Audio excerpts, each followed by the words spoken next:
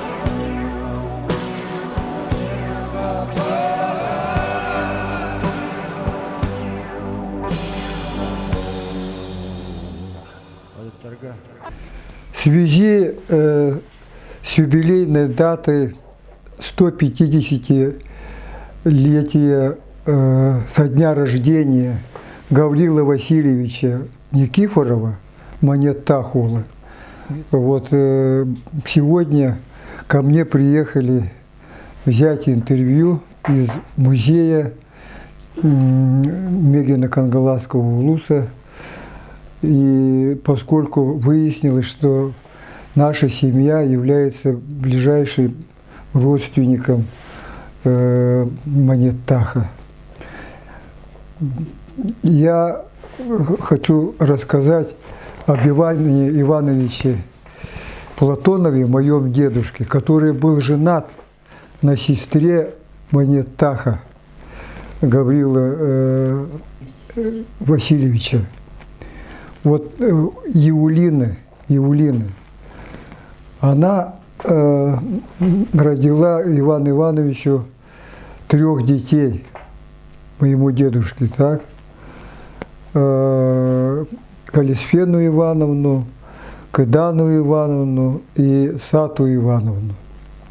К сожалению, Еулина рано умерла, и Иван Иванович, будучи учителем, он работал учителем вначале у себя на родине в Нахаре, а потом переехал в Хаптагай. И из Хаптагая он переехал в город с 3 маленькими детьми.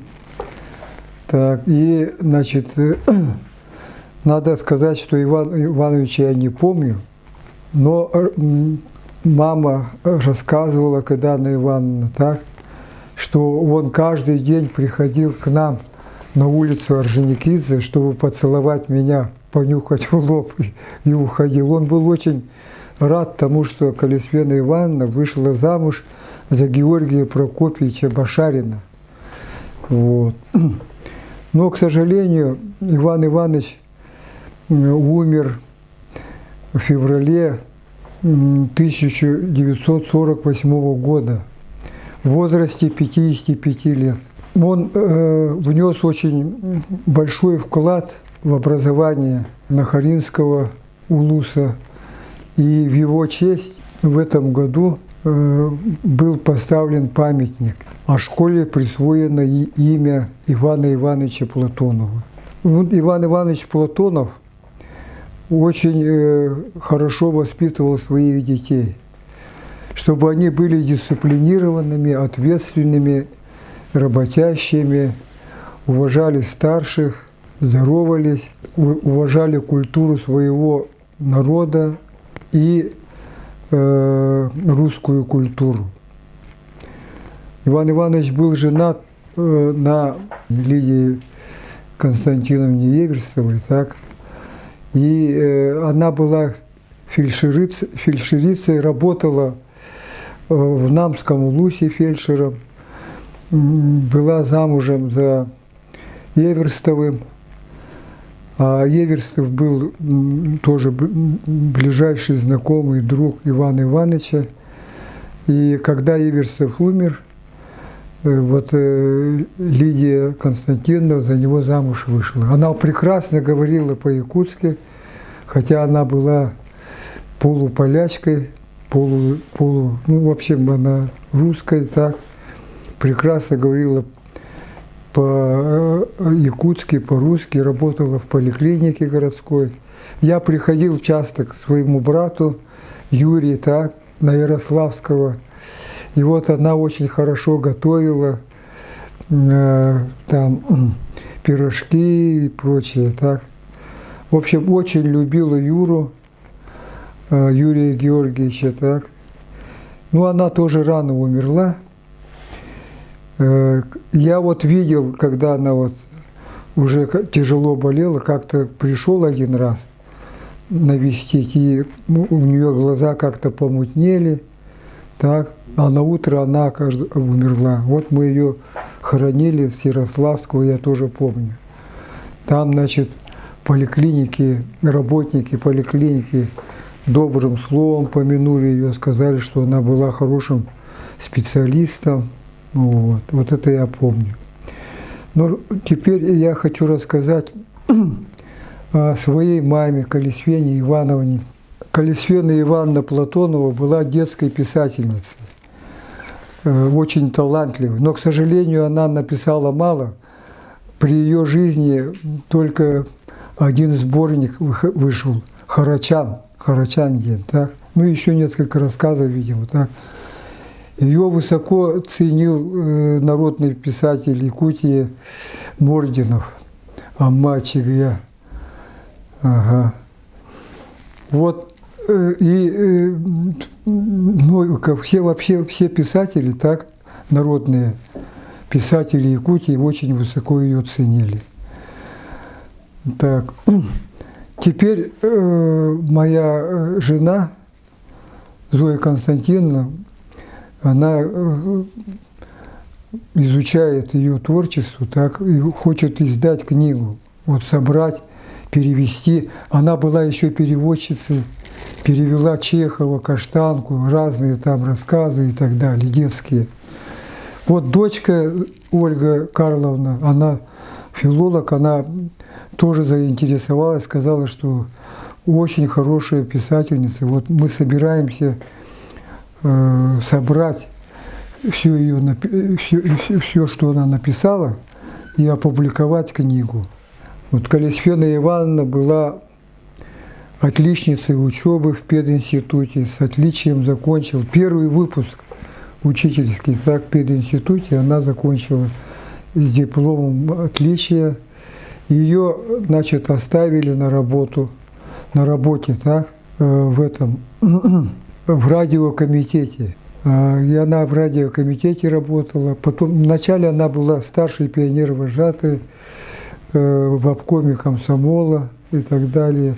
Немножко там поработала и стала работать в радиокомитете.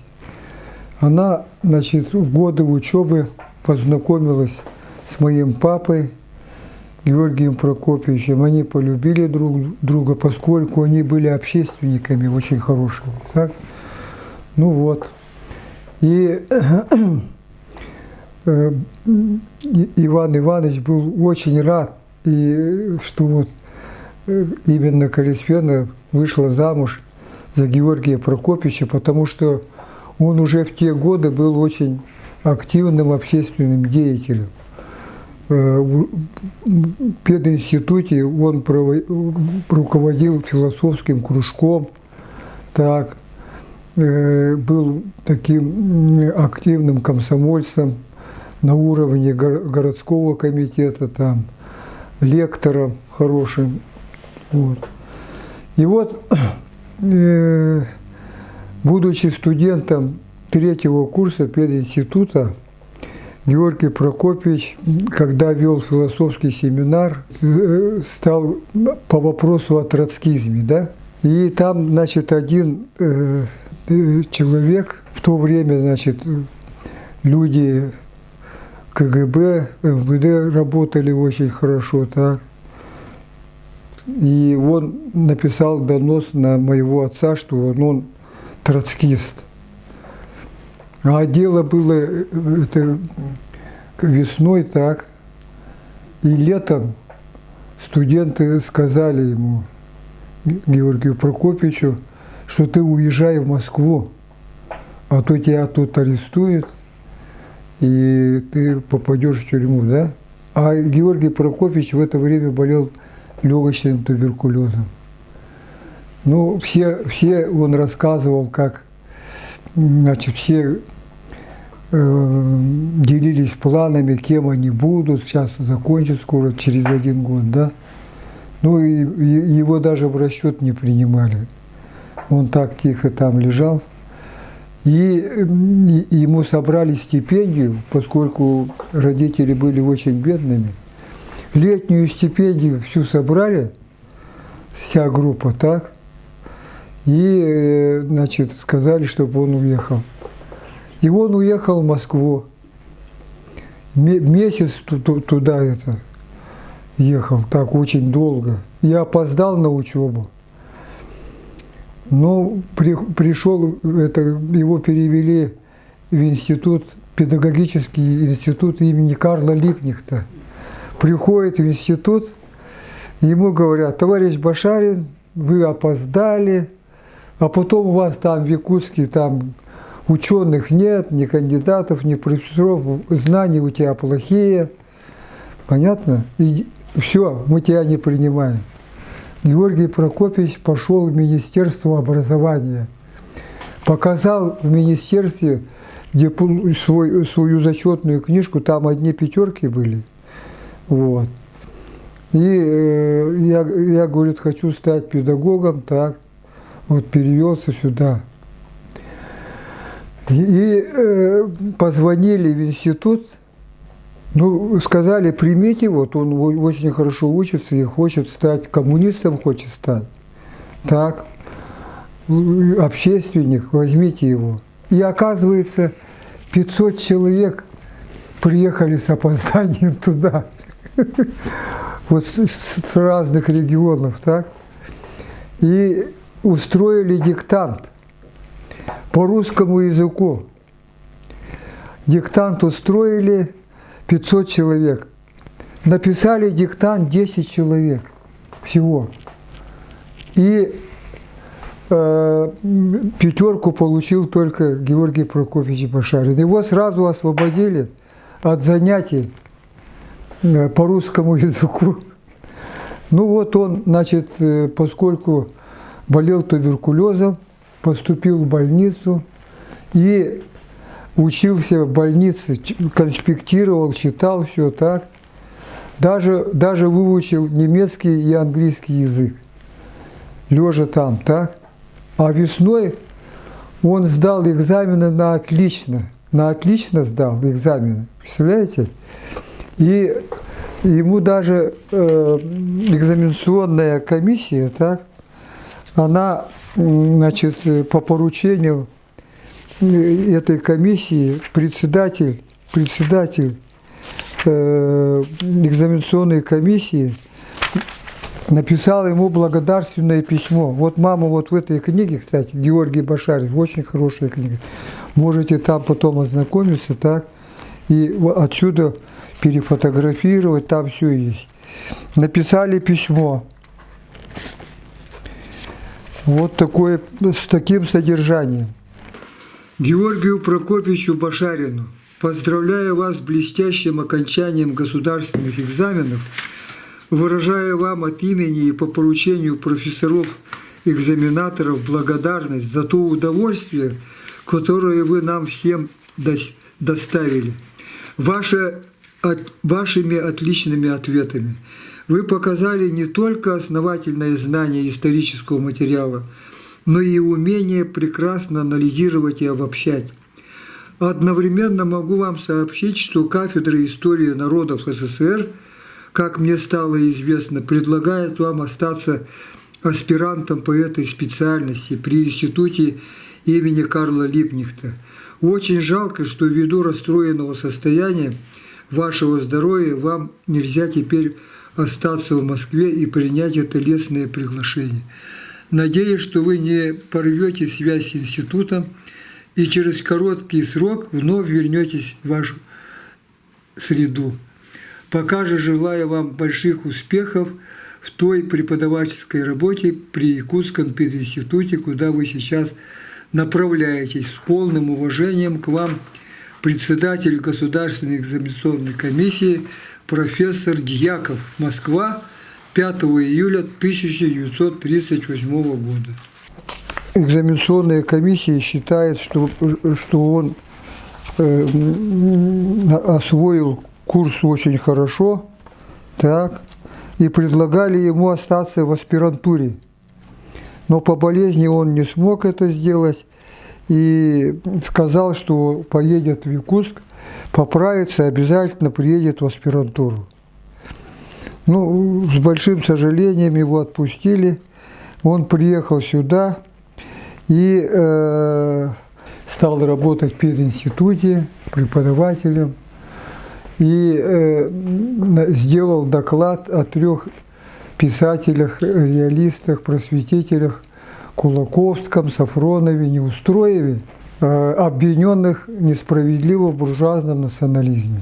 Так сделал доклад в пединституте и после этого поехал в Москву защищать кандидатскую диссертацию.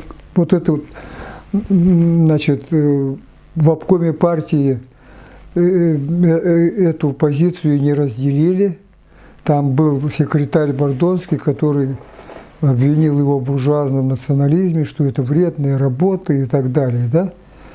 И вот отец поехал туда, и там на ученом совете Академии наук ему предлагали защититься по филологии, а он сказал, нет, только по истории. И вот ему организовали эту защиту, и он там защитился и приехал кандидатом наук сюда. А в 1952 году вот в газете «Правда», значит, была написана статья об извращениях литературных, ее подписал Борисов Семен Захарович, так, Сурков и Климович. И после этой статьи у него сняли все эти партийность, исключили из партии, сняли степени кандидатскую, докторскую, с работы уволили. И он 10 лет вот так вот мытарился. Ну, жил там в Москве, написал 2-ю докторскую диссертацию, успешно защитил, и после этого, когда за него вступился обком партии в лице Винокурова, Ильи Егоровича, вот он с самого начала был против такого вот Бордонского, так, и отца реабилитировали в 1962 году. Поэтому мы бесконечно благодарны Винокурову Илье Егоровичу. Это был выдающийся партийный деятель, да, государственный деятель, который очень много сделал для процветания Якутии и России. Так, теперь хочу рассказать о маме. О маме вот вышли статьи очень интересные. Вот статья, так. Написала ее Зоя Константиновна, моя супруга. Вот здесь, вот эту, можете этот номер найти. И эту статью очень хорошо. Вот я с мамой тут сижу. Так. Далее вот вышла статья очень хорошая на якутском языке. Вот эту вот статья. Вот эта статья. Знаете? Вот это очень хороший материал. Очень хороший материал. Кроме того, в «Полярной звезде» тоже Зоя Константиновна написала очень хорошую статью жизнь, промелькнувшая как метеор. Вот. Очень хорошая статья с фотографиями. Это тоже пойдет в музей. Мама очень любила нас, сестрой, так. Сестренке 11 месяцев было. Но я постарше, так. И вот в 1948 году она умерла 28 мая.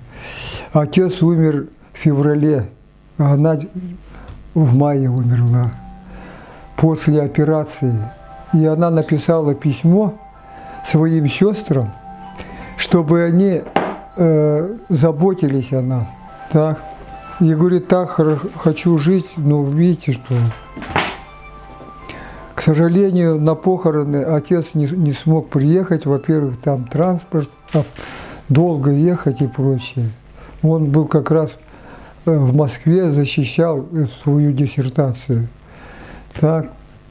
Вот мы ее похоронили в 1948 году, 11 мая. Так. И вот завет этой мамин, ее сестры очень хорошо выполнили с дядей. Так. Мы жили очень хорошо со своей сестрой. Они очень хорошо к нам относились, читали сказки, разговаривали и так далее, и так далее. Вот. За это мы очень благодарны на всю жизнь, так очень хорошо помним. И когда Анна Ивановна, это, значит, очень большой ученый, филолог, так, я написал о ней статью, вот здесь, вот в этой книге, можете потом ознакомиться, тоже прочитать и беседы проводить, так, о памяти к Анне Ивановне. Она, значит, была депутатом горсовета, так, награждена, ветеран тыла, учитель учителей, знаком отличия гражданская доблесть. Вот. Так, по поводу Саты Ивановны. Сата Ивановна, это у нас тоже очень заслуженный учитель Республики Саха-Якутия, опубликована вот в этой книге. Знаете, вот она. Родилась она 26 февраля 1926 года во втором Нахаринском наследии. Так, она заслуженный, значит, учитель Якутской ССР, отличник народного образования, в энциклопедию попал. У нее 2 дочерей, они живут в Москве. Так. Вот старшая дочь прислала свои воспоминания ко мне по WhatsApp, так? Вот это уже можно приобщить. И, значит, у Анны Ивановны родной сын, это Юрий Георгиевич, мой отец усыновил его, так, и дал ему его имя. Но он мне родной по крови все равно, поскольку Анна Ивановна родная же сестра моей мамы, так. Но мы очень дружно с ним живем. Он очень тоже заслуженный работник, учитель большой. Руководил он ИГИКИ, так, заместителем директора был. Вот. И вот такая наша семья. Сестра моя Наталья Георгиевна, кандидат исторических наук. Так, старшая дочь моя, кандидат филологических наук. Младшая Ольга Карловна, доктор философии, работает в Канаде, живет, так. Вот так вот династия Манеттах продолжается. Я вот Манеттаха очень высоко ценю, поскольку он является меценатом, а меценат – это очень богатые люди были в свое время, а государство ничего не выделяло, так. И вот на свои деньги наши меценаты Кривошапкин, Манеттах, Вола, они просвещали людей, строили школы, и так далее, и так далее. Огромную помощь оказывали. Поэтому мы должны чтить наших меценатов. Это не то, что современные олигархи. Вот в чем дело. Меценатство поощряло всегда. Вот очень широко меценатство было распространено в Москве. Вот эти все дворцы так построены на деньги меценатов. Представляете? Вот поэтому изучение родословной людей имеет огромное значение для воспитания подрастающего поколения, чтобы это поколение знало историю своего народа, культуры. Вот. Это очень большое дело. Я благодарен музею, что вот вы специально приехали, чтобы взять материалы, поговорить со мной. Ну, это музей на то и музей, чтобы охранять культуру, пропагандировать ее. Вот. Это очень большое дело. Вот я желаю вам успехов в вашей работе. Музеи всегда были, будут. Без знания истории, без знания культуры, духовной культуры, ну, народ не может развиваться. Спасибо за внимание.